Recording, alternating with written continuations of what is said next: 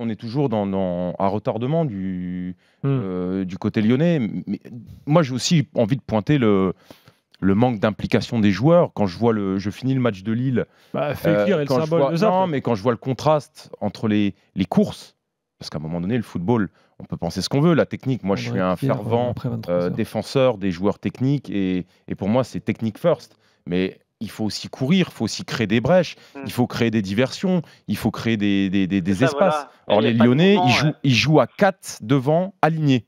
Il n'y a personne qui vient, personne prend la responsabilité à un moment donné de décrocher, venir chercher le ballon, de créer des triangles de jeu, un appel, un contre-appel pour le coéquipier. On voit rien de tout ça, c'est stéréotypé. Surtout en première mi-temps. Hein. Et ça a été du pain béni pour la défense rémoise qui, pour des joueurs comme Abdelhamid, c'était facile. C'était cadeau. En première mi-temps, quand il jouait en 3-4-1-2, avec Fekir derrière Traoré et Depay, les joueurs étaient agglutinés dans l'axe. Il y avait un embouteillage pire qu'aux heures de pointe sur le périph.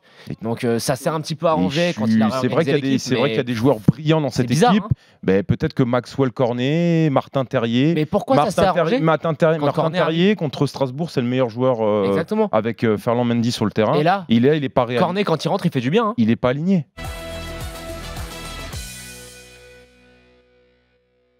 C'est extraordinaire. Voilà. Honnêtement, il fait une saison... c'est remarquable à tout point de vue. C'est un garçon qui a la tête sur les épaules puisqu'il avait pris la décision de rester une année de plus. Donc c'est quelqu'un déjà qui sait prendre des bonnes décisions, qui doit être sûrement très bien entouré, qui fait jouer ses partenaires, qui est bon à la fois en attaque placée et à la fois en attaque rapide. C'est un garçon qui va, à mon avis... défrayer la chronique dans les années à venir parce qu'il a le jeu. Tu le vois aller très haut ? Ouais, je le vois aller très haut parce qu'il a, au-delà de cette capacité à aller vite, à éliminer, à dribbler, il a une aisance technique et une vision du jeu et surtout c'est quelqu'un de collectif. Il joue pour les autres, il fait briller les autres et ça, c'est pas donné à tout le monde.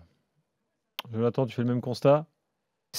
Alors lui, c'est lui que tu as envie de mettre en valeur, mais c'est tout le système offensif de Lille. Quand tu regardes le match de cet après-midi, qu'est-ce qui se passe ? Ils ouvrent ça joue mieux que sous Bielsa quand même, hein, Jonathan. Il n'y a pas de problème pour le reconnaître. Non mais c'est vrai. Très bien. Il n'y a pas de problème pour le reconnaître.